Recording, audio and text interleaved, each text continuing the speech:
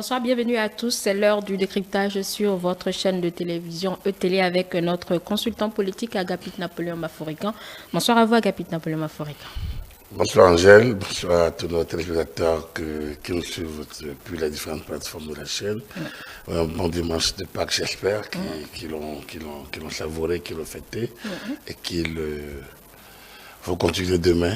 Oui, à la Galilée. Lundi de Pâques à la Galilée. Voilà. Oui. Voilà, Pâques, vous en parlez à dessein puisque dans l'entretien, il a été question de la foi chrétienne avec quelques clins d'œil rapides à la politique, le duel, les sorties de candidats Zanaïe, les questions de députés démocrates au gouvernement. Nos éditorialistes, eux, ont opiné sur la question de la carte de presse et bien d'autres sujets. Alors, Agapit Napoléon Maforican, en réaction globale de ces différentes analyses de nos invités ce dimanche matin. Bon, écoutez, si on a connu Jean-Marie Le Pen et aujourd'hui les Mélenchon, on peut laisser candidat Zanaïe à ses diatribes et tribulations. Donc, il est le seul à savoir où il va. Il a fait le gouvernement de Yahi, comme l'a dit quelqu'un. Il a été député FCBE. Il a fait le gouvernement de Talon. Il a été député RB. Il a tout fait. Mais ces appels très peu voilés, je vais dire, à l'insurrection. Je pense que le prochain Hollande devrait entendre ces choses-là aussi. Oui, il est dans le pays. Oui, donc j'espère qu'il entend ça. Parce que quand je l'entends, je l'ai suivi un peu sur Golf, il parlait donc de Maître Migan qui appelle au troisième mandat. Oui. Maître Migan n'a jamais appelé au troisième mandat. Il ne l'a jamais fait d'abord. Mais lorsqu'on entend candidat Zanaï, et d'ailleurs, quand on entend les démocrates dire que Rekia Madougou et Joël Aïvo sont arbitrairement gardés, quand on entend candidat Zanaï, ce qu'il dit là, et on entend Théodore Lo ne parler que de Maître Migan, on dit mais pourquoi s'attaque-t-on à l'autre? Oui, c'est la posture du juriste qui le dit, qui le gêne un peu. Il n'a pas caché cela. Le juriste n'est pas plus citoyen que ceux qui pêchent ou que le fossoyeur de mon village qui nous permet d'enterrer nos morts. Hein? Le juriste n'est pas plus important que vous, Angèle. Il maîtrise les tests de loi, pas plus important. Non, il n'y a pas un citoyen qui maîtrise, nul n'est censé ignorer la loi. Oui. Nous nous opposons. Oui. Donc il n'y a pas de maîtriser ou de ne pas maîtriser. Vous êtes un citoyen, on vous oppose, le nul n'est censé ignorer la loi. Donc il n'y a pas de qui connaît plus les textes de loi que l'autre. Donc Théodore Lo devrait pouvoir être un enseignant complet, comme il l'a été toute sa carrière quand il est à l'université. Mais quand il prend cette parole, tout comme quand il avait pris la parole lors de la révision de la Constitution, il a dit beaucoup de choses erronées, qu'on ne devrait pas dire. Ça demeure quand même son opinion. Non, je dis erronées, dans la mesure où il pense que la Cour ne devrait pas faire ça. La Cour est libre de faire ou de ne pas faire. Donc du coup, lui, il a une vision, que la Cour est dans une autre vision, il peut dire, mais il estime que ce n'est pas possible, qu'on ne peut pas faire ça. Non, on peut, puisque lui aussi l'a fait. Et que personne n'a dit. Donc, on peut. Le fait d'aller attaquer Madame Fatoumata Amadou Djibril dans une décision, alors qu'elle n'a posé aucun acte, elle a juste dit que papa devrait aller au troisième mandat, était une grave erreur. Mais on était dans une logique à l'époque où il ne fallait pas. Donc, la Cour a fait une option. Mais tout comme la Cour du Gouvernement a fait des options, que Lo a eu le bonheur et le pays d'attaquer. Et parfois d'attaquer maladroitement parce que quand on l'écoutait, c'est comme s'il y avait des fautes qui avaient été commises alors qu'il faut. Donc, je reviens au fait où je lui demande, mais il aurait pu attaquer et rappeler candidat Zanaï, alors tout comme les démocrates, il y a Iboni qui écrit que les gens sont arbitrairement détenus. Il ne l'a pas fait. Donc, du coup, ouais, quand vous êtes dans cette situation, vous êtes embrouillé. Oui. Parce qu'il attaque mettre Migan sur quoi? Le fait qu'on a condamné Fatoumata Amadou Djibril et que donc on devrait que lui aussi on doit le connaître. Bon, il y a une requête comme ça à la Cour. On n'est pas encore la Cour va statuer. Mais lui, procès au local, il aurait dû dire oui, maître ne devait pas le dire et tel a dit on l'a censuré. Donc dans le même ordre, quand je vois Boni Yahi écrit que des tribunaux de la République, dans le cadre de leur mission, ont régulièrement condamné et que des individus sortis dans l'ancien président de la République, qu'on les a arbitrairement en déni aux lois de la République, aux institutions de la République, aux lois de la République, leur force. Ça veut dire qu'on viole l'article 34 de la Constitution. Lorsque vous entendez les démocrates, ou que vous entendez des candidats Zanaï faire ce qu'il fait, on dénie à l'article 34 toute sa grandeur. Parce que c'est un article hautement moral, mais qui oblige, c'est un article central de notre contrat républicain. D'accord. Et du pacte, ce que j'appelle même le pacte républicain. Oui. On dit, tout citoyen a le devoir de respecter la Constitution et l'ordre constitutionnel, ainsi que les lois et règlements. Quels qu'ils soient, tout citoyen. Donc, la Constitution et l'ordre constitutionnel. C'est au nom de l'ordre constitutionnel que la CRIET existe. Bien sûr. C'est au nom de l'ordre constitutionnel que les juges, là, au nom du Bénin, au nom de la Constitution de l'ordre constitutionnel, que les juges ont condamné Ricky Abandougou et Bijoula Ivoire. Parce que les autres n'ont pas voulu aller en appel. On peut ne pas être d'accord avec le principe, mais c'est au nom de l'ordre constitutionnel. Et c'est au nom de l'ordre constitutionnel que Patrice Talon, c'est au nom de la Constitution que Patrice Talon est élu. Bien sûr. Qui met en place un gouvernement, qui prend ses actions, que les autres institutions existent. Donc quand Candidat Danaï dit tout ce qu'il appelle là, tout ce qu'il dit là, c'est des appels à la rébellion. Et normalement, donc, quand le professeur choisit ses options d'analyse. Quand Théodore prend la parole, puisqu'il veut nous dire ce que, en tant que juriste, la Constitution ne s'applique pas qu'aux juristes. Et donc, lorsqu'un pédagogue de la loi prend la parole, il faudrait qu'il aille au bout de sa logique pour qu'on le comprenne. Sinon, on va le taxer de partisan. Donc, cela a manqué dans sa prise de parole. Donc, cela a manqué. Et donc, vous comprenez que je n'ai pas envie trop de terminer sur cette question de candidat Azalaï. Le principe est clair. Azalaï, c'est là où il va. Il est en roue libre et personne ne l'arrête. Je dis, il est en roue libre et personne ne semble vouloir l'arrêter. Quand il dit l'arrêter, ce n'est pas de l'emprisonner. Il est en roue libre et personne ne semble mettre à cette roue libre. En fait, c'est ça que je dis. Donc, il ne faut pas qu'on me comprenne mal. Moi, je ne demande pas qu'on l'arrête. Bien. Donc, ça, c'était pour les journalistes. Oui. Non, oui, au niveau toujours du journaliste, il y a cette affaire de cadre de presse. D'accord. Je peux revenir là-dessus rapidement. Oui, j'ai écouté les arguments. Je ne pense pas qu'il faille attaquer qui que ce soit. Je pense qu'aujourd'hui, c'est la profession elle-même qui doit se poser les bonnes questions. Je le dis toujours, on ne me comprend pas peut-être. Vous savez, la HAC qui est là fonctionne comment? La loi dit que la liberté de presse est reconnue et garantie en République du Bénin. Elle est protégée par la haute autorité. Mais vous avez vu, j'avais vu la HAC protéger la liberté de presse. Bon. Vous le dites souvent plus dans la régulation. Non, elle ne l'a jamais fait. Elle a toujours fait de la régulation. Elle a toujours fait plutôt. Elle a toujours joué le rôle de gendarme. Est-ce qu'elle peut le faire? Elle pouvait le faire. Elle pouvait bien le faire en mettant en place des mécanismes de relais. Parce qu'elle est tactique, elle est institutionnelle. C'est-à-dire là le problème? Oui, ça peut être un problème, ça peut être une solution. Elle est institutionnelle, donc elle devrait, au fil des ans, autant on peut comprendre les premières mandatures, mais on peut ne plus comprendre à partir de la 4e, 5e mandature. Moi, j'ai appartenu à la 3e mandature. Donc, aujourd'hui, on est à la 7e, non? À la 8e. Donc, moi, j'ai appartenu à la 3e mandature. Nous étions la mandature qui a pris place après les états généraux de la presse. On était censé mettre en œuvre, accompagner la mise en œuvre. Et la HAC de ma mandature a accompagné la mise en œuvre des chantiers. On ne peut pas lui faire ce procès. Nous l'avions accompagné. Ça veut dire quoi? Que la HAC deuxième mandature avec Alak Bada et Orobo Semboro et Daniel Timothée et Fernand Alpotapé à son nom. Cette mandature a accompagné, grâce à nous. Nous étions au niveau fêtière. Donc, nous avions commencé, grâce à eux, on est allé aux états généraux. Je les salue d'ailleurs, puis Alak Bada encore là, le vice-président, c'est Semboro Robong, qui est maintenant au niveau du Conseil national de l'éducation, qui est encore de cette mandature. Voilà, donc, le président Timothée Adané, qui était président de la HAC de l'époque, on a travaillé pour y aller. Et avec les chantiers, de fusionner les fêtières. Je ne peux pas saluer Gaston Zessou, qui était ministre de la Communication, Feu Didier Faladé, qui nous a accompagnés également, et beaucoup d'autres confrères que je ne vais pas citer, qu'on va citer, je vais. Mais grâce à eux, on est allé au Stade général de 2002. On a fait du bon travail. Grâce à eux, on est allé aux fêtières. Grâce à eux, on a la chaîne des médias que nous avons. Notre ministre des médias en 2004, en 2005 était vraiment envié dans la sous-région. Dans la sous-région, ok. Aujourd'hui, c'est pratiquement les seuls vestiges qui restent. Parce qu'il n'y a plus rien eu après. On l'a même laissé, la maison s'est détériorée. Parce qu'il n'y a pas eu de révolte. Les unions, quand ça a décru au fil des ans, en perdant totalement leur légitimité. Parce que les gens n'ont acquis aucune logique militante. Il s'agit pour eux, en regardant les devanciers, de venir et d'aller à la HAC. Et pour eux, c'est venir et aller à la HAC. Sinon, comment vous avez des confrères à la HAC qui ont pris même part aux activités qui ont été élus par la base. Et on dit, on n'a aucune information sur la carte de presse. Oui. Déjà que vous avez au moins, eux n'ont vous dire au moins, quand moi j'y étais, moi j'y étais, je faisais la redevabilité. Moi, j'expliquais. Je rencontrais mes mandats en leur disant, je suis dans une institution, je ne peux pas tout dire, mais nous sommes là-dessus. Non, il y a des blocages, on est en train de gérer. Je communiquais, mais je savais jusqu'où communiquer parce que c'est une institution de la République.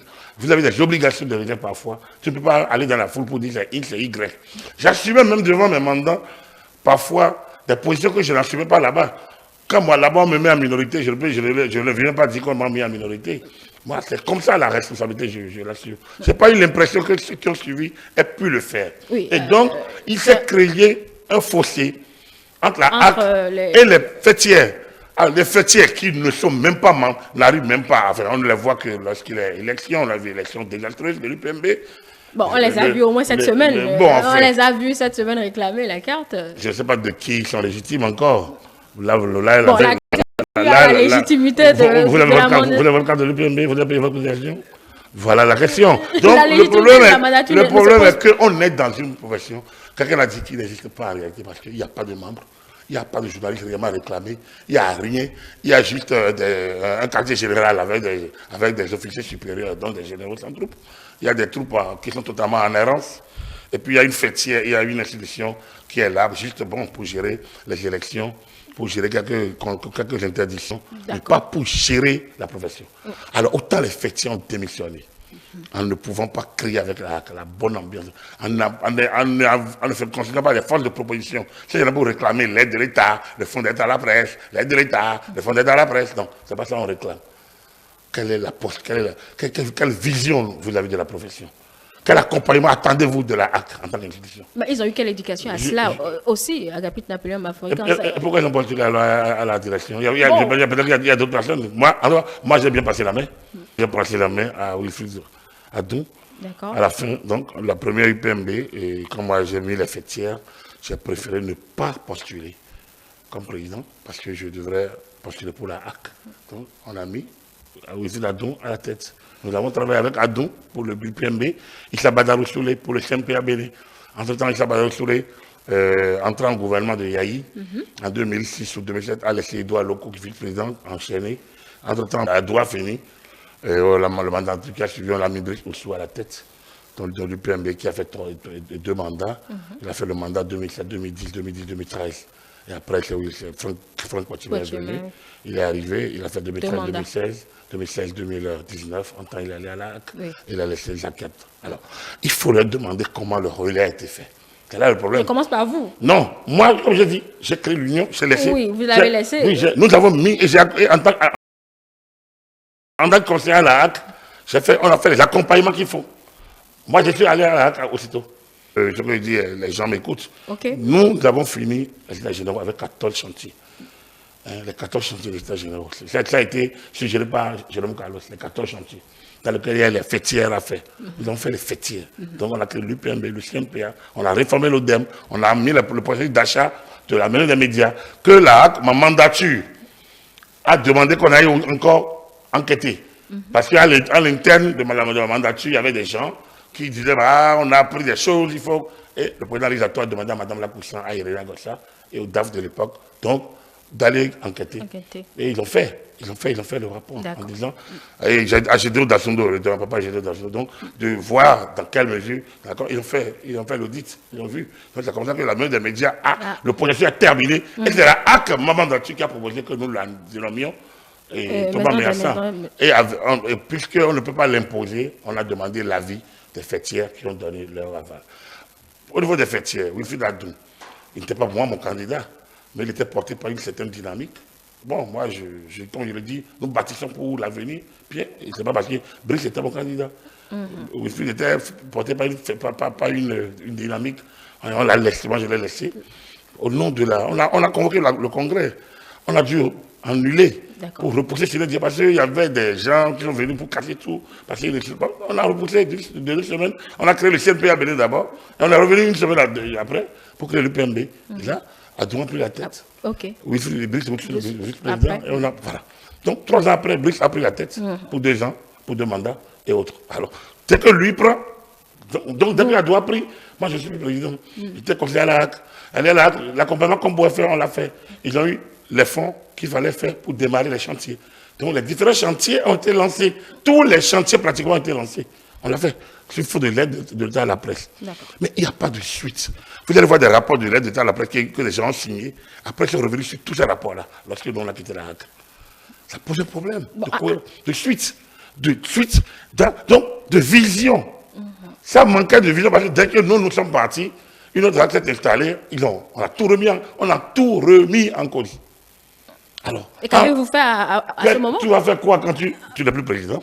Oui, vous n'étiez plus conseiller, d'accord. Plus rien du tout, mais vous étiez toujours journaliste. Donc, un individu journaliste va forcer les choses parce qu'il fuit. Non, pas forcer. Celui qui fuit. La dynamique, quand vous fuite, vous n'êtes pas.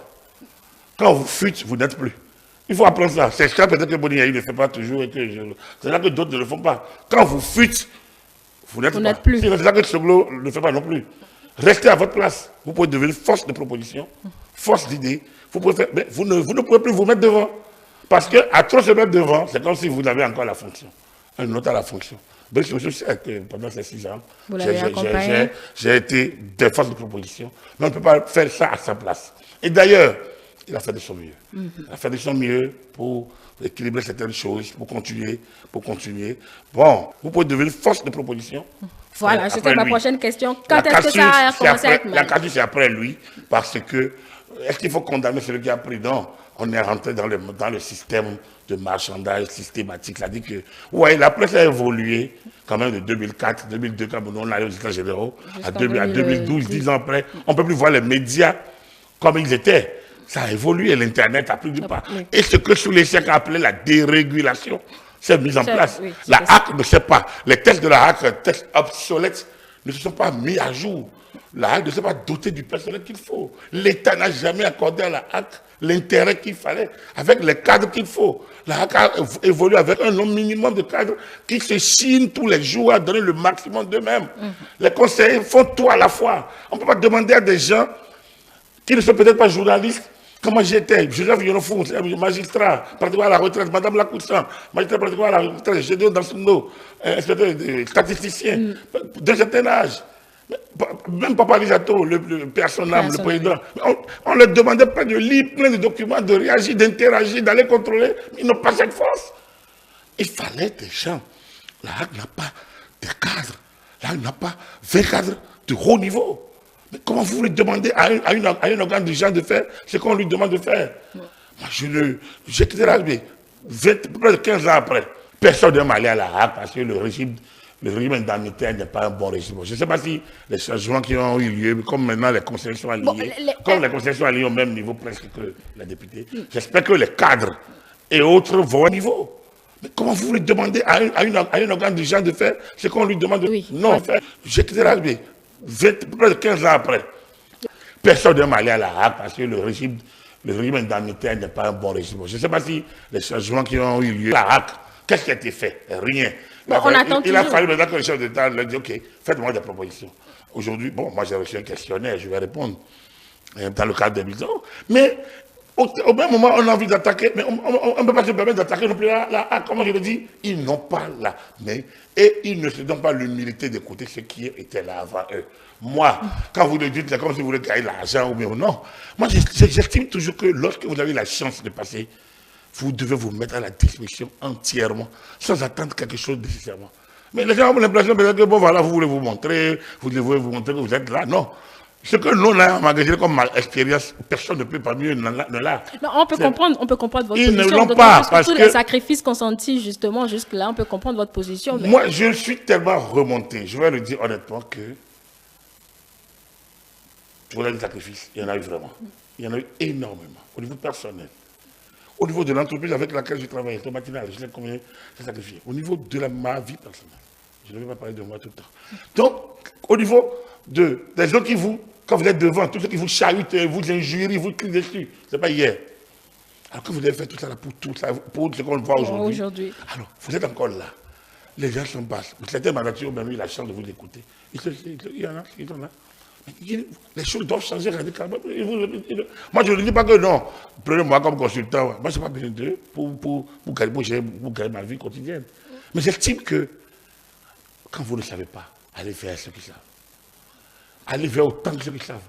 Et colmater. Quand nous on est arrivés à la tête de le président Légato a voulu que nous rencontrions le président de la mandature précédente et toute la mandature précédente. Pourquoi? La deuxième. La deuxième. Pourquoi? Il dit, celui qui a fini un voyage est un homme expérimenté. Oui, il connaît le chemin. Devant celui qui l'entreprend. Celui qui l'entreprend doit aller lui faire allégeance pour recevoir les codes de la route. Les codes de la route. C'est bien caricaturé. Et quand on dit les codes de la route, vous voyez les oui, absolument. Voilà. Au premier comme au second. Merci. Donc, moi je suis de cette école-là, l'école Alisato, personnellement. Après, il faut que les autres aient de l'humilité. Aujourd'hui, vous pensez que la HAC est obnubilée par quelques changements, cadre de presse, machin.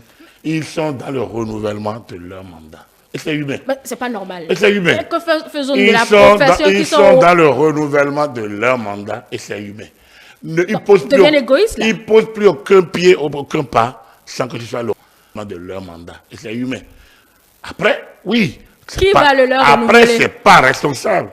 Mais après, vous allez les enchaîner pour ça. Tout au moins ceux que les journalistes ont envoyés. Qui va le leur renouveler? Je ne parle que de justement. Qui va leur renouveler ce mandat-là, à moins qu'ils mettent de la politique dedans? La grande sœur, elle est partie à l'Assemblée.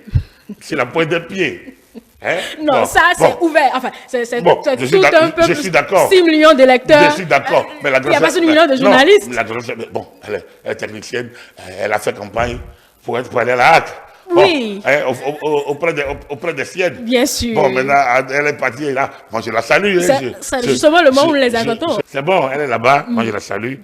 Mais c'est dommage parce qu'elle jouait un certain rôle là où elle était. Elle avait une place à la HAC en tant que vice-présidente. Vice-présidente. Elle jouait, elle avait une place. C'est dommage. Mais c'est bon vent pour elle, puisque c'est une nouvelle aventure. Oui. Alors, ceux qui sont là, moi, la presse écrite envoie quelqu'un. Le Dieu vigilant envoie quelqu'un. Bien sûr. Ils sont où? Ils sont deux là, maintenant qu'on connaît. Ils devraient être les interlocuteurs des fêtières et les accompagnateurs des fêtières. Ceux qui fusent, on les a contactés, par exemple, cette semaine, disent à l'institution pour pouvoir avoir une opinion de ce qui cloche. On peut les comprendre, parce qu'ils ne peuvent pas prendre des positions publiques si l'institution ne veut pas. Ils sont soumis à l'obligation de réserve. Au même moment, je pense... Bon, autant laisser alors la RAC aux politiques. Autant individuellement, ils savent comment ils ont fait. Ils connaissent les canaux qu'ils ont utilisés pour être là.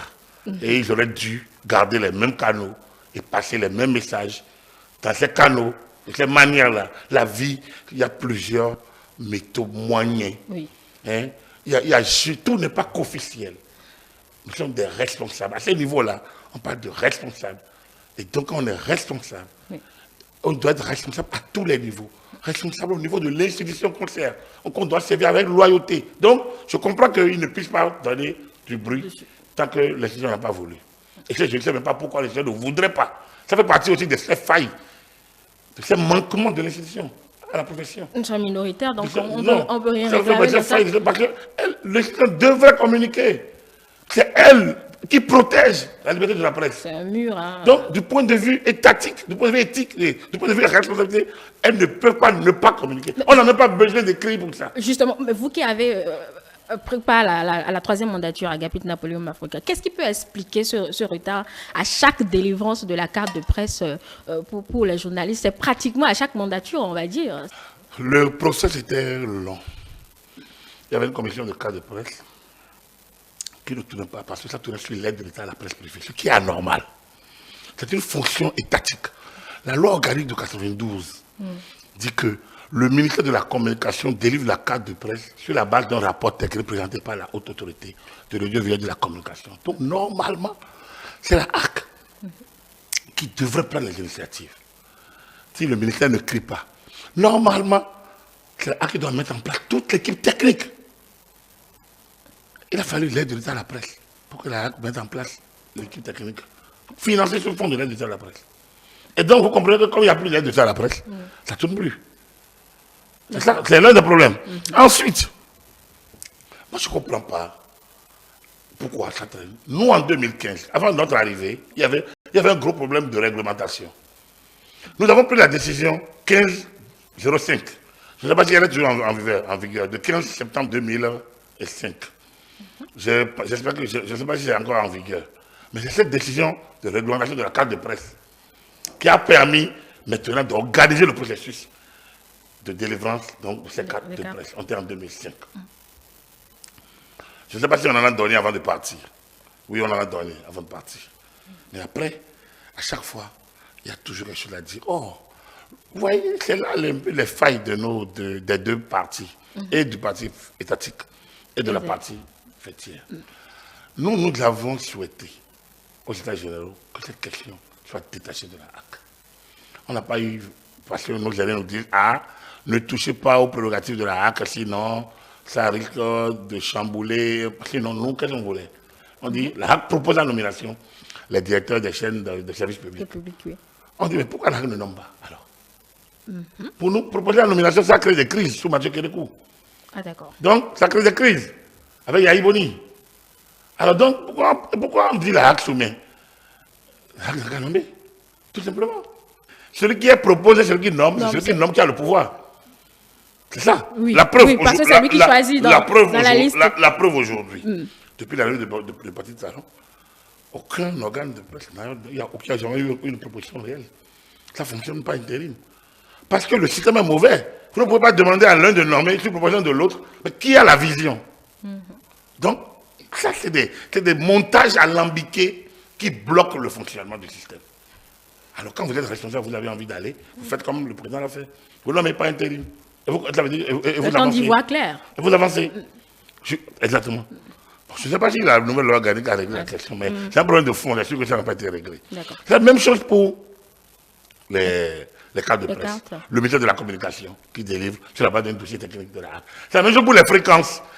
La HAC octroie les fréquences sur la base d'un plan technique délivré par le ministère de la Communication. Et lorsque Boni Yahi n'a pas voulu qu'on fasse, on donne des fréquences, la HAC a fait toutes les démarches, Yahi a bloqué. La HAC a délivré des fréquences, Yahi a bloqué. Et ça crée une crise. Il y a des décisions de la Cour constitutionnelle, discutables d'ailleurs, qui sont là. On a dû stopper. La nouvelle mandature est arrivée.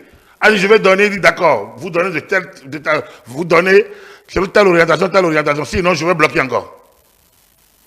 Et ils ont oublié de donner, selon l'orientation. D'accord. Voilà. Donc, c'est ce montage alambiqué qu'on a eu au début de la démocratie, là, qui nous bloque au niveau de la carte de presse. Alors moi, j'aurais aimé, pour qu'on sorte de ce débat, peut-être en attendant, j'aurais bien aimé, si la HAC ne prend pas sa responsabilité, et la HAC a du mal à expliquer aux fêtières pourquoi elle ne sort pas cette fameuse carte. On dit qu'il y a la NIP qui est entrée dedans. Personne. Mais vous ne pouvez pas vous lier les mains vous-même. On a fait la proposition de l'ONTB là, on en a envoyé un à Yahi, parce qu'on n'avait pas trouvé d'autres candidats meilleurs. Il dit, mais envoyez-moi les autres que vous avez éliminés. On dit, mais ça procède d'une procédure interne de la HAC. On dit, non. Vous qui avez dit que vous proposez 3. Mais vous m'envoyez 1. Désormais, c'est vous qui nommez. Belle question. Enfin, donc, vous voyez le problème? C'est ça, on ne peut pas se lier les mains soi-même. Vous allez à la NIP. La NIP a d'autres problèmes aujourd'hui à régler que de délivrer les cartes de presse. Oui, il y a un monde fou. Chaque jour, donc, à la NIP. Donc, je ne sais pas pourquoi on se fourvoie dans ce genre de procédure. Mais vous voyez, on a l'impression qu'il n'y a personne. Bon, on ne peut pas leur en vouloir. Je dis, il ne faut pas se lier les mains soi-même. La prise de décision, c'est précédé de moments de réflexion. Et on associe les parties prenantes. La HAC ne peut pas aller dans ce secteur-là seul, sans associer les fêtiers. C'est que, comme je vous l'ai dit, c'est qu'on est dans une situation où chacun pense qu'il peut bomber cette os et marcher. Et la HAC, et les fêtiers, et on est bloqué. Et dans cette situation, il faut laisser la HAC à cette tribulation et sortir une carte professionnelle. Il faut laisser la HAC à cette sortir une carte professionnelle, oui. Comment? Normalement, si les fêtiers fonctionnaient bien, et les gens payaient leur cotisation, l'UPMB témoigne que vous êtes journaliste professionnel. Parce que vous êtes affilié, vous travaillez, que vous avez une convention, vous avez un salaire, vous êtes régulièrement rétribué, régulièrement déclaré au CNSS, à la CNSS. N'est-ce pas défier l'institution qui a ce rôle? Non. Tout le monde déclare. Même le tailleur, une maison de vente de lait peut délivrer une carte. Que la personne appartient à son entreprise. Mais qui la considère? Enfin, si on la présente quelque part, on va dire que c'est pas... C'est vrai. On connaît nos considérations. C'est vrai, ici. mais vous savez, c'est les hommes qui disent la loi. C'est les hommes qui sont la police. Quand vous commettez une faute, et on vous prend, et vous dites que, bon, en attendant que notre dossier sorte, nous avons la carte de l'UPMB. Ils ne vont pas balayer ça de revers de la main. Non. Au moins, on a les cartes professionnelles de la fonction, par exemple, de l'entreprise. Voilà. Oui. Donc, ils vont faire là. Ils ne sont pas des gigolos, ce ne sont pas des robots. C'est des gens qui réfléchissent. Et quand tu as la justice, par rapport aux médias, le droit des médias qui est un droit spécial, donc la juridiction tient compte de ce droit spécial. Contrairement à ce que les gens disent, nos juges font beaucoup attention dans les procès en diffamation. Ils ne vont pas, comme sur le droit commun. Oui. Donc, la police qui vous prend, il ne vous traite pas comme n'importe quel individu vulgaire. Le code de l'information a précisé dans quelle mesure il peut avoir, on peut vous considérer comme un individu de droit commun. En dehors de ça, si le principe général, c'est qu'il n'y a pas de détention préventive en matière donc et qu'il n'y a pas de peine d'emprisonnement, de prison pour délit de presse. Sauf, il y a juste un sauf. Voilà. Donc, je pense que, au lieu qu'on puisse il suffit d'écrire à la HAC. J'ai même entendu quelqu'un pour réclamer le ministère de la Communication, mais c'est dommage. Mais c'est très dommage, parce que c'est dangereux. Ce ministère ne doit plus revenir. Bon, c'est peut-être... Non, il ne comprend pas. Il ne comprend pas. Un dernier... Il comprend pas. Le dernier recours. Non. Oui, Si la HAC ne bouge pas, le ministère ne peut jamais donner la carte de presse. Et puis, ce n'est pas son rôle. La carte de presse de journaliste professionnel, c'est une commission nationale qui devrait le faire. On ne peut plus, 30 ans après la démocratisation, que même l'organe fêtier. Vous savez, même la Constitution devrait tempérer la fonction de protection de la liberté de presse de la HAC par une fêtière de type ordre ou chambre. Bon, je le dis toujours, le niveau d'évolution qu'on a aujourd'hui, on doit réviser l'article 24 de la Constitution pour dire la liberté de presse est reconnue et garantie en République du Bénin. Elle est protégée par l'ordre des journalistes de la presse privée du Bénin et la haute autorité. Elle est protégée par la chambre des médias et la haute autorité. Elle est protégée par les organisations fêtières de protection des médias ou bien sous le contrôle, ou bien avec la bienveillance. La HAC n'est pas là pour protéger la HAC, elle est là pour réguler. Donc son rôle de régulation est un rôle de gendarme. Là, elle ne peut pas faire injonction à un policier de ne pas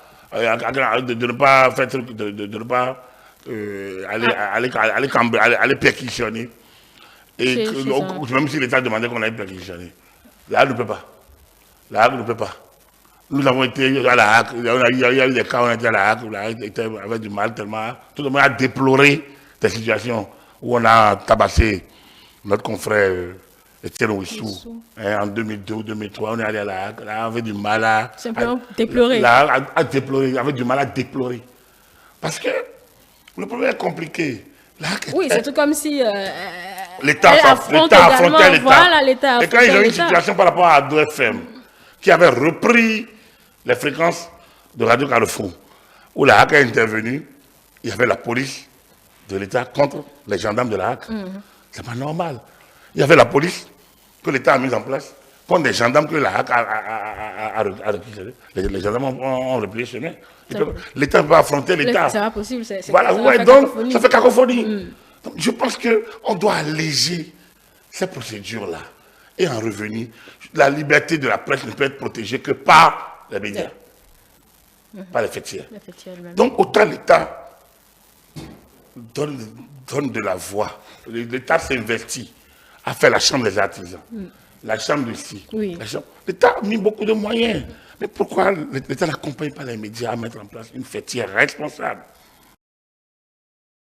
Du type l'ordre, je le dis toujours, ou du type chambre. Peu importe avec des obligations de l'un de l'autre vis-à-vis de l'État. Donc la chambre ou l'ordre assure les obligations de l'ordre. Et lorsque l'ordre va retirer la carte de presse à quelqu'un, je ne pense pas qu'on va dire, le Reporters sans frontières va dire que c'est l'État. Voilà. Donc, l'ordre, c'est l'ordre qui doit rendre la carte de presse. Ce n'est pas la HAC. Par contre, la HAC, l'ordre rend compte à la HAC. Donc, on n'a plus besoin d'un ministère. L'ordre rend compte à la HAC, qui écoute les rapports, qui donne des observations sur les rapports de l'ordre. L'ordre anime la vie de la profession et se fait valider le côté tactique par la HAC.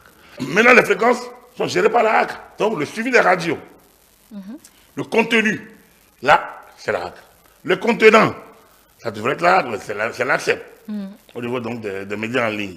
Ce qui pose déjà aussi un un problème de collaboration, et ainsi de suite. Vous voyez, donc, il y a des choses à corriger énormément.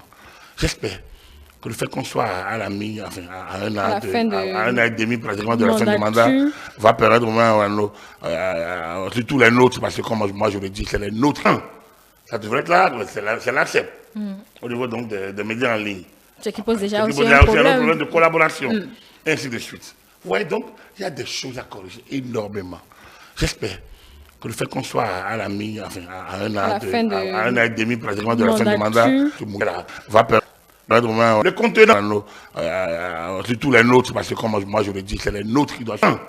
Ça devrait être là, c'est l'accept. Au niveau donc des médias en ligne. Ce qui pose déjà aussi un problème de collaboration, et ainsi de suite. Vous voyez, donc, il y a des choses à corriger. Et loin s'en faut, mais parce qu'ils ne seraient pas à la hauteur du travail qu'on leur a demandé. Voilà, et pour sortir de ce débat donc, cette pression de l'UPMB ne vaut rien aujourd'hui pour réclamer cette carte de presse à Agapit Napoléon. En tout cas, c'est un gros aveu d'incompétence. On va passer à un autre sujet, Agapit Napoléon Bafoué. Il s'agissait donc de l'entretien qui recevait l'abbé Bédjinou. On a parlé foi chrétienne et également quand même politique.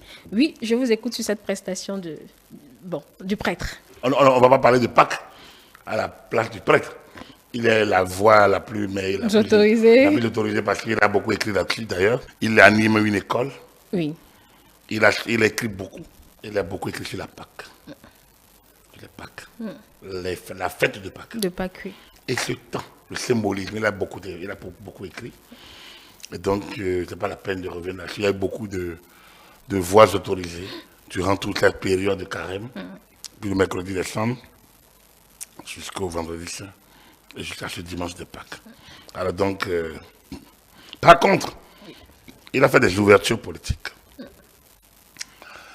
qui ont créé en moi quelques émotions.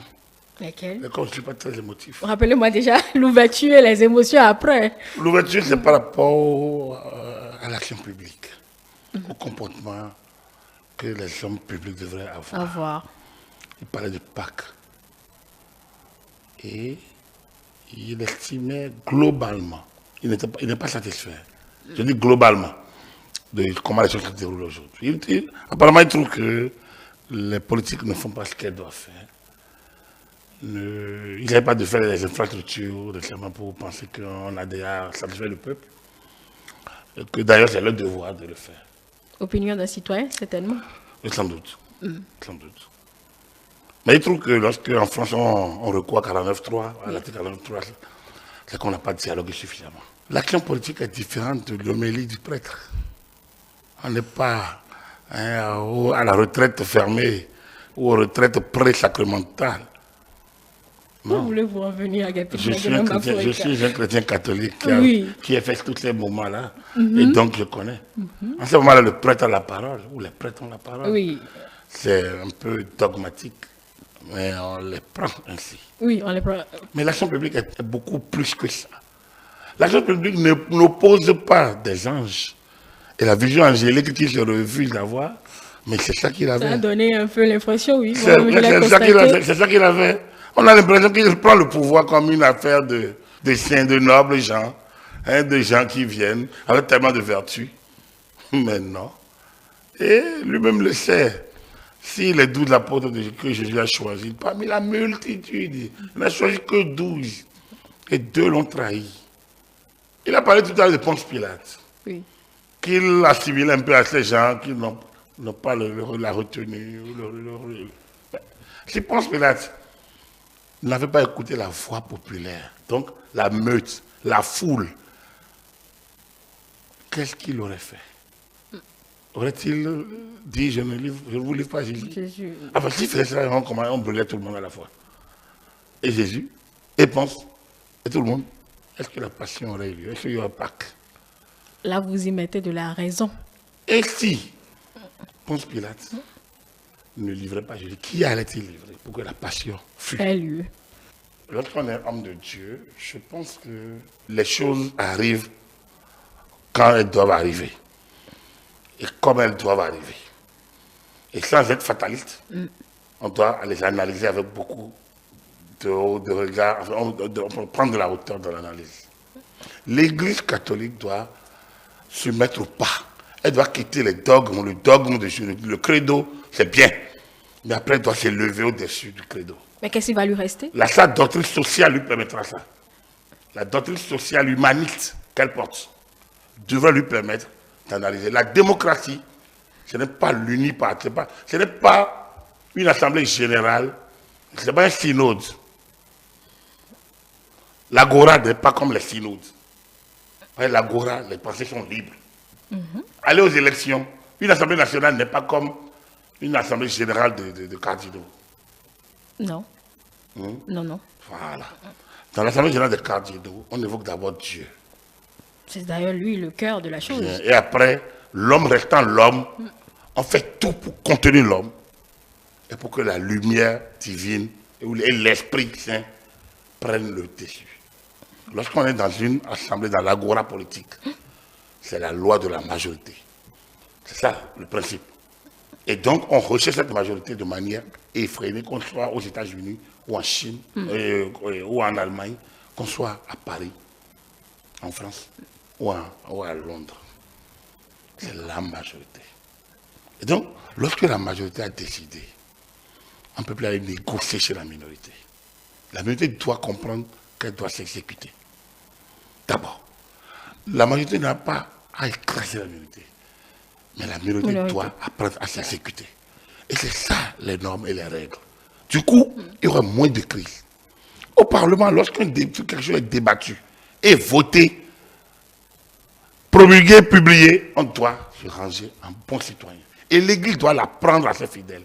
Et l'association des cadres laïcs qui dit avec le prêtre, qui est l'aumônier national, on doit leur apprendre ces choses-là. Pour que l'aumônier national rappelle ça aux fidèles catholiques, aux fidèles chrétiens, qui doivent avoir des comportements vertueux. Ils doivent accomplir leur devoir, parce que c'est le devoir. Est-ce qu'on peut mélanger foi et politique? Non, mais la foi, votre foi, c'est juste où? Dans la cité. Oui. La cité, comment la cité va être organisée sur la politique? La cité a un chef. Il est venu comment? Par la voie des urnes. Si vous ne reconnaissez pas, vous ne le reconnaissez pas en tant que chef, comment vous voulez que votre foi s'exprime normalement? Votre foi s'exprime dans l'amour et la beauté de la cité. Vous devez aimer votre communauté. Vous devez lui témoigner de votre don. Vous devez vous mettre à sa disposition. Oui. C'est ça la foi. Oui. Alors, comment vous allez le faire si vous ne reconnaissez pas le chef? Si vous lui déniez le droit d'être votre chef, alors qu'il est régulièrement élu. Si vous dites même que lui n'est pas régulièrement élu, alors qu'on l'a proclamé élu. Comment vous voulez être un bon chrétien lorsque vous reniez aux institutions leur raison d'être? Comment vous voulez être un bon chrétien lorsque vous, dans une situation donnée, vous donnez raison à ceux qui pervertissent le jeu politique, ceux qui s'en prennent à l'État? Lorsqu'on a eu 2019, on n'a pas vu l'Église catholique se lever contre on a dénoncé les actes de violence. On n'a pas entendu ça. On a entendu après un groupe. On demande à l'État de faire que les élections soient inclusives. Inclusive veut dire, mais enlevons les lois. Non, mais comprenez, là, ils sont dans une démarche pacifique non, également. Ils doivent être dans une démarche moralité. Ils sont des chrétiens. Beaucoup de clubs chrétiens, ceux-là vont à l'église, ils doivent convaincre les leurs. S'ils ne sont pas capables de passer le message pour que les chrétiens, ceux qui portent la bonne nouvelle dehors, alors c'est quoi être chrétien? Mais si l'église commence à faire la politique, qu'en dira-t-on? Commence à expliquer ces choses-là, qu'en dira-t-on? Les 10 commandements, c'est quoi? C'est la politique? Non, c'est des lois. Très bien. Les lois respectées par les chrétiens. Très bien. Les synodes. Demandez la position des synodes par rapport au pouvoir politique. L'Église exerce son pouvoir où? Dans des cités. Oui. Qui sont quoi? Qui sont des cités qui sont incluses dans les États. L'Église a le devoir de respecter les lois des États dans lesquels elle est. Et donc, de façon des citoyens qui puissent être des exemples auprès d'autres citoyens. Les citoyens chrétiens doivent être des exemples auprès d'autres citoyens. Mais comment ils peuvent être des exemples s'ils ne sont pas des modèles de vie républicaine? D'accord. Ce n'est pas à l'État de le faire. Quand vous êtes des prêtres, parfois harangués contre l'État. Non, mais c'est harangués contre les cadres qui sont là, qui volent, qui violent. Bon, pas contre l'État, mais contre peut-être certaines lois. Ils n'ont pas l'Église n'a pas à se prononcer sur les lois. Si une loi n'est pas, si une loi n'est pas bonne, elle écrit au chef directement. Donc l'Église doit maîtriser la communication, c'est le deuxième niveau. Parler, le dialogue franc à ses fidèles. L'Église ne s'adresse pas à l'État. L'Église est un organe, tout comme la synagogue, tout comme le Coran, oui. Donc les mosquées. Les mosquées, oui. Tout comme les courants philosophiques. Tout cela, l'État les accepte. Oui, au nom de la laïcité. Très bien. Restez là et faites votre travail et remplissez vos fonctions. Faites-le dans le respect des lois de la République. Les lettres pastorales qu'on a eues en 89, c'est différent. Nous étions dans des périodes exceptionnelles. La lettre pastorale doit s'adresser aux militants. C'est comme si vous demandez à l'UPR de faire des lettres à la République. Oui, non, de temps en temps, il ne peut pas faire des injonctions à la République. Il ne faut faire des injonctions qu'à leurs militants. Oui. Vous demandez à l'imam central de Cotonou, j'espère qu'il y en a un. Oui, il y a une mosquée de Cotonou centrale, enfin une mosquée centrale de Cotonou. Non, je connais le grand frère imam Ligali. Il y a un imam central de Cotonou. Non, je connais le grand frère Ligali. Vous demandez à l'imam Ligali donc de faire une note à toute la République, et faire des injonctions à la République, de tout faire pour que les élections soient inclusives. Bon, quand vous parlez des... Non. Attendez. L'Église doit s'adresser à ses fidèles. L'imam doit s'adresser à ses fidèles. Donc, la conférence épiscopale doit s'adresser à ses fidèles. Aux fidèles chrétiens catholiques, qui doivent être des modèles dans la cité. Le truc des cadres de personnalité de la République ne doit pas faire injonction à l'État, mais aux fidèles, à eux-mêmes, et c'est évaluer leur comportement dans la cité. Comment rayonnons-nous dans la cité pour que la cité rayonne comme nous? Ça doit être le cas. Donc, pourquoi vous laissez votre analyse de conscience, votre acte de contrition? Pas l'acte de contrition. Non, l'acte de contrition. En début, je confesse à Dieu Tout-Puissant. Je reconnais devant mes frères que j'ai péché en pensée, en parole, par action et par omission. Oui, j'ai vraiment péché. C'est pourquoi je supplie la Vierge Marie. J'ai amélioré quelques mots. Les anges et tous les saints, vous aussi mes frères, de prier pour moi, le Seigneur notre Dieu. Ça, c'est à l'église. On le dit devant qui? Devant le Dieu. Devant Dieu. On doit aussi faire une jonction fidèle de le dire devant la nation. Et de faire une analyse de conscience pour voir est-ce qu'ils font ce qu'ils doivent faire. Est-ce que vous, en tant que secrétaire, à votre bureau, vous faites devant les clients, quand les clients arrivent, est-ce que vous faites ce que vous devez faire? Quand vous êtes l'ASP du patron, est-ce que vous êtes loyalement SP? Ou bien vous êtes une SP qui vend, qui prend les documents, qui renvoie à vos amis, ou bien vous êtes payé, adversaires de votre patron. Payé pour vendre les tickets, les documents confidentiels. Lorsque vous êtes percepteur d'impôts, est-ce que vous percevez loyalement l'impôt en tant que percepteur d'impôts? C'est là la question. Et c'est à eux là que Jésus parlait dans les synagogues parfois. Alors donc, ce n'est pas à l'État que l'Église doit parler. L'Église doit parler à ses fidèles. Mais les fidèles, une fois après la messe, bon, je ne veux pas dire qu'ils oublient Dieu, mais enfin, on va qu'à ses occupations, on passe à autre chose. La messe, elle est solennelle, ça veut dire que on dit ce qu'on a dit, on disparaît. Ça veut dire que l'Église doit réfléchir sur sa manière de communiquer, de passer le message aux fidèles. Il ne doit pas vaquer. Moi, j'ai fait la catéchèse, j'ai fait les différents sacrements. Moi, je ne passe pas à une heure. Moi, j'ai grandi dans la foi chrétienne et la foi catholique. Et je connais ce qu'il doit. Mon fonctionnement même, je ne suis pas un saint, je fonctionne, je suis un pécheur, je le reconnais. Mais après, il faut parler aussi. C'est comme à l'université. Le professeur laisse les étudiants parler à leurs parents. Vos parents ne vous ont pas bien éduqué, non, ce n'est pas son travail. L'université parle à ses étudiants. Il passe son message. Il doit falloir que le message passe. Vous voulez que dans le temple Oro ou dans le temple Tron, qu'on parle à l'État? Non, on ne peut pas parler à l'État. On parle aux fidèles.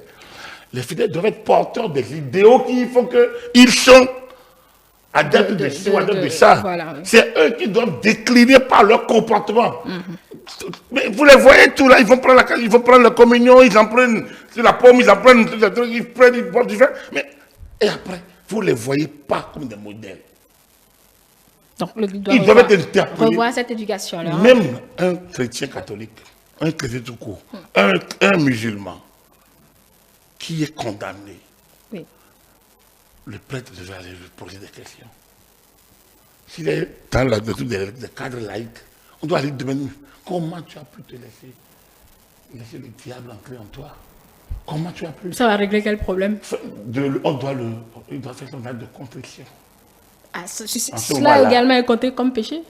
Non, il n'a pas de. Moi, je ne suis pas de la vie. Non, enfin, je veux comprendre. Je parle de l'amour, du message. Ok, d'accord. Entre l'Église et ses fidèles. Et les fidèles. On a fait quelques personnes fidèles de l'Église. Non. Alors donc, l'Église doit créer le lien, le relationnel, pour que ces fidèles puissent lui être redevables dans leur comportement, dans leur vie quotidienne, afin qu'ils soient rapprochés de la vie éternelle. Puisque c'est le prêtre encore qui va bénir le corps.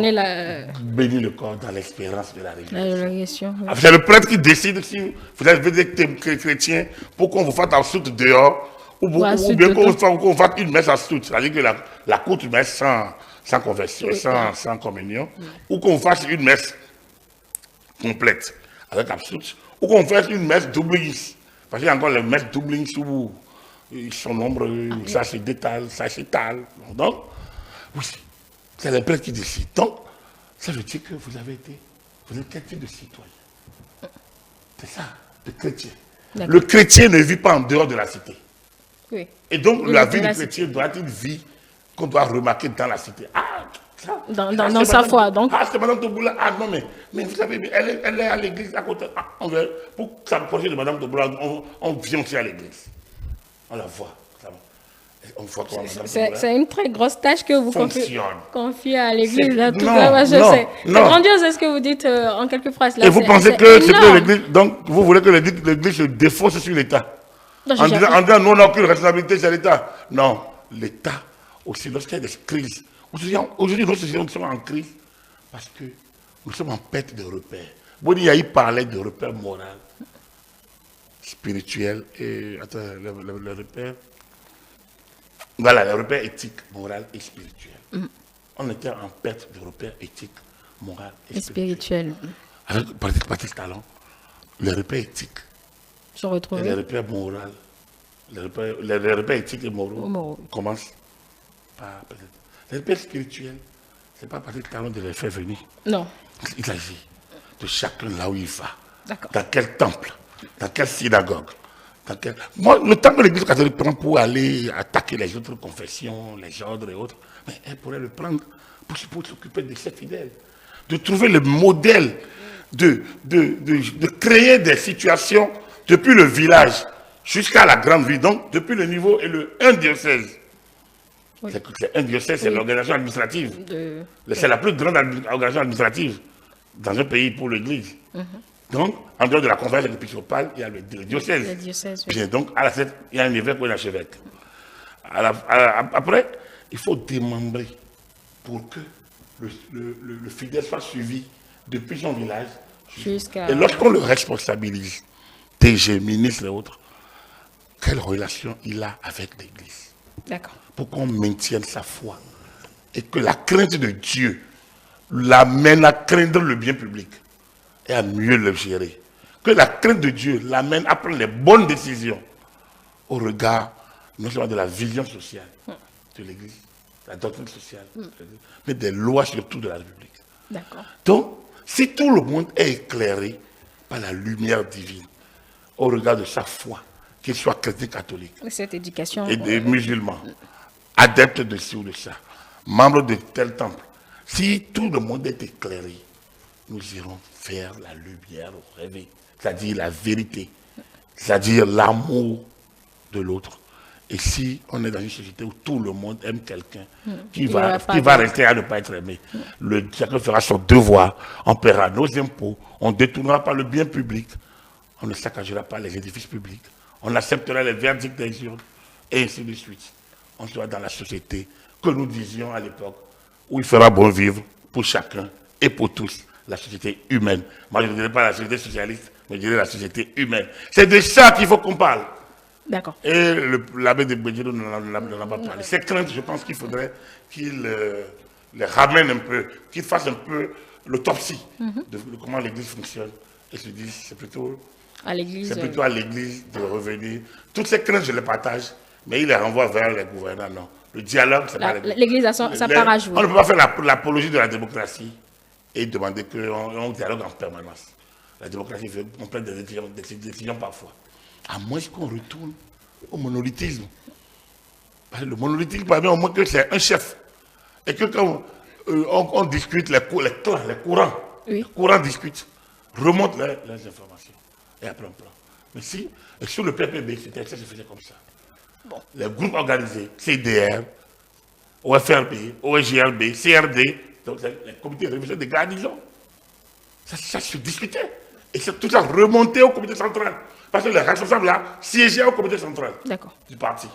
Et ça remonte au comité central. Le débat est fait au comité central. Les prises de décision sont prises au comité central. Le bureau politique analyse. Donc, il y avait une manière de prendre où tout le monde était impacté. C'est ça? On doit revenir à ça? Non, bon, on ne peut pas parler de démocratie. Si on parle de démocratie, on parle de concurrence. Voilà. Si on parle de démocratie, on parle de concurrence pour acquérir le pouvoir. Et quand c'est la concurrence pour acquérir le pouvoir, celui qui prend le pouvoir l'exerce dans le cadre de son programme. Il n'a plus à négocier comme s'il était en permanence en campagne électorale. On risque de ne pas bouger. D'accord. Merci à vous, Agapit Apollon Bafouikan. Puisque nous n'avons pas le temps, quand même, je vais vous interroger sur cette lettre du sage de Porto-Novo, Karim Da Silva, à l'ancien président Nicéphore Dieudonné Soglo. Moi, ma question, c'est de savoir si le sage qui appelle à la sagesse de l'autre n'a-t-il pas aussi manqué une occasion de se taire? À cet âge, non. D'accord. À cet âge, non. J'ai lu les deux, Moi, vous savez, plusieurs fois, j'ai été tenté de faire comme lui. J'ai vécu l'histoire comme lui. Il m'est arrivé de sentir quelques bribes. Oui. Le président Soglo n'a pas été un modèle de chef d'État. Il faut le dire. C'est un homme cultivé. C'est un homme de grande culture. Certains dans l'opinion remettaient en cause ce que Karim Da Silva disait. C'est un homme disait. de grande culture. C'est un homme de grand humour. J'ai toujours eu du plaisir à échanger avec lui. Mais pas quand il était aux affaires. Quand il était aux affaires, on n'avait pas cette chance. Je crois que c'était un homme ouvert. D'accord. Le président Soglo est venu un peu comme s'il était providentiel. Et il a dit, Karim Da Silva n'a rien dit. On peut déployer certains mots, mais les faits étaient vrais. La plupart des faits évoqués, il peut y avoir quelques petites exagérations ici ou là, mais les faits ont existé. Les faits. Regardez, 2005. Au lancement de la francophonie. La francophonie, 2 décembre 2005. Oui. 95. 2 décembre 95. Alors que c'est difficilement que Mathieu Kérékou a accepté de sortir pour participer à l'ouverture de la francophonie. Il a fallu beaucoup d'interventions. Le président Soglo a trouvé toujours une petite ouverture pour dénoncer ceux qui n'ont rien fait pour mériter le pardon du peuple. Devant un Kérékou ahuri, de dépasser. Ça n'emportait rien au dialogue. Ça n'emportait rien. On a failli que le pays se scinde en deux. On a vécu le spectre à Tabor, la rébellion au nord. Oui, il l'avait évoqué. On a vécu les coups des tirs de missiles sur la maison de Maurice Aranzo-Glélé, membre de la Cour constitutionnelle. Ça n'a pas fait autant d'écho. Parce qu'aujourd'hui, en ce moment, il n'y avait pas Internet. Mais Albert Tevoix était là, vigilant. Et le parti, notre cause commune, NCC. Il y avait des dénonciations. Le retour au pouvoir de Mathieu Kérékou en 1996 n'est que la résultante de ces erreurs. Mais pour peu que Adrien Ngouedi ait été élu à la place de Joseph Adjion Kéké, parce que le président Soglo n'a pas pu négocier avec sa majorité, mais l'aide de camp d'Adrien Ngouedi a été mise en arrêt de rigueur au palais. C'était de l'abus flagrant. Il y a quel intérêt à rappeler tout cela dans un C'est pour dire quoi? Changeant. C'est pour dire que le président Soglo n'est pas le modèle. Elles ont des reproches. Voilà, n'est pas le modèle de président. Et que Patrick Talon ne fait rien de pire aujourd'hui qu'il n'y a eu avant. Bien au contraire. Bien au contraire. On reproche à quoi à Patrick Talon? Lorsque des gens tirent sur les Galileo Soglo. Oui. Normalement, quand on a dit l'État a voulu tuer mon enfant, il faut apporter des preuves. Tout au moins des preuves. Sinon, on peut dire que Soglo a voulu tuer Maurice Aranzo-Glélé. Voilà les liens. Est-ce que lui, il accepterait ça? Voilà la question. Il a également un fils en exil. Donc, oui, son Donc, fils ces deux enfants en difficulté. Non, moi, vous savez, je peux comprendre le désarroi d'un papa ou d'une maman ou de ta famille d'avoir un fixe dehors. Moi, je ne dis pas, dehors.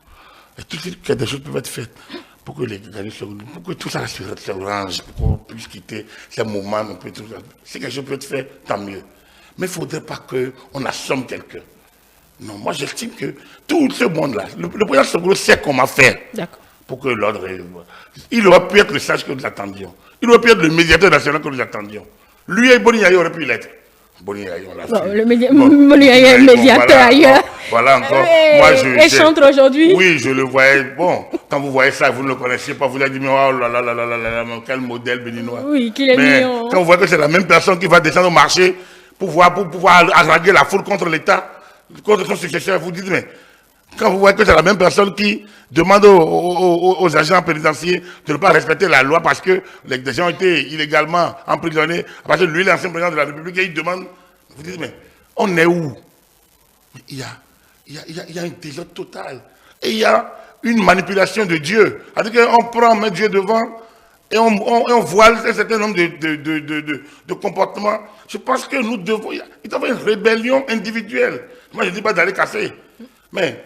Quand les gens disent, bon voilà, bon, on va se rebeller. Comme cette type de manipulation de Dieu. On ne peut pas utiliser Dieu pour assouvir des petites ambitions personnelles. Alors là c'était un abus. C'est un abus. Parce que tout ce que nous avons connu comme Christ, moi j'ai travaillé avec lui. Nous on a soutenu, je le dis toujours. Dans les mêmes conditions, on ferait la même chose. Moi je ferais la même chose. On a soutenu le président Yaye. Mais c'est parce que nous on s'est laissé. En tout cas, moi je fais partie de ceux qui y ont cru. Que je suis révolté. Je suis révolté que... Les gens qui ont pris part ce même fauteuil... Qu'il essaye de perturber celui qui est là. Qui crée des conditions, des situations bizarres. Au même moment, il joue comme l'homme de paix. Non, on ne fait pas ça. Bon, je pense que... L'ancien président est chrétien. Je pense que ça veut dire qu'il ne faut pas faut pas utiliser le Christ comme un paravent de nos tares. Nous sommes tous des pécheurs, c'est vrai. Dans l'une à l'autre du jour, l'autre, c'est vrai. Mais cette image, quand je le vois, c'est que ça m'a tellement attendri que je me suis réveillé pour dire, mais qui est en train de chanter? Ah, c'est Boni Yaye. Oh, j'y ai cru 12 ans. J'y ai contribué 2 ans. On a travaillé 10 ans. Sans rien demander et sans rien obtenu. Et donc, par la foi patriotique. Et lorsqu'on a fait ça, on peut être révolté de ce qui se passe. Et quand on dit, ah, c'est lui qui chante. Il ne fait que chanter. C'est lui qui chante. Vous lisez au-delà d'un chant. Bah, oui, je suis obligé. Au-delà d'un chant, tout innocent. Je suis obligé. Il nous amène à chanter Pâques. La mise en scène était parfaite. Pas presque, elle était totalement parfaite. Mais après, quand tu te réveilles de ton attendrissement, tu vois, ah, qui chante, c'est Boni Yaye. Vous voyez, on a parlé de Soglo, on a parlé de Yaye. C'est eux. Ce sont les deux qui nous restent aujourd'hui. Ils devraient être des médiateurs nationaux, vivement. Que la sagesse divine les pénètre et que ce jour de dimanche de Pâques, qui conduit, le poursuit, demain avec la Galilée, pour nous les chrétiens, que ce jour les illumine, pénètre leur gêne et que le peu qui leur reste, en termes donc peut-être de sagesse, parce qu'ils ne peuvent pas tout perdre. Ils ont été à un niveau tellement élevé et ils portent un certain âge, notamment le président Soglo, qu'on ne peut pas les rouler de la farine comme certains peuvent le faire. Mais comme on est tenté de le faire en les voyant faire ce qu'ils font. Donc, que cette petite sagesse qui leur reste puisse les habiter encore et qu'eux-mêmes, ils puissent travailler à la maintenir et surtout à l'exprimer dans leurs actes. On a besoin de médiateurs nationaux. On a besoin qu'ils entourent le président Talon, surtout qui est en train de finir son mandat, qu'ils l'entourent pour que le président Talon finisse son mandat. Et que, au nom de la raison d'État qu'ils connaissent, qu'ils gardent leur ressentiment et qu'ils travaillent avec le président Talon, que les cas qui peuvent être réglés soient réglés sans bruit, sans pression, mais dans le respect de la République et de ses institutions. Voilà. Donc, vu ainsi, nous allons les applaudir, nous allons les ovationner, nous allons les porter en triomphe. Et chanter en chœur. Et chanter en chœur. Chanter en chœur. Merci à vous, Agapit Napoléon Maforika. C'est vrai qu'on a débordé un peu, toutes nos excuses juste derrière nous. La suite de nos programmes, mesdames et messieurs, merci de nous avoir suivis. Et vous pouvez retrouver ce programme sur l'ensemble de nos plateformes digitales. E-Télé avec vous, pour vous.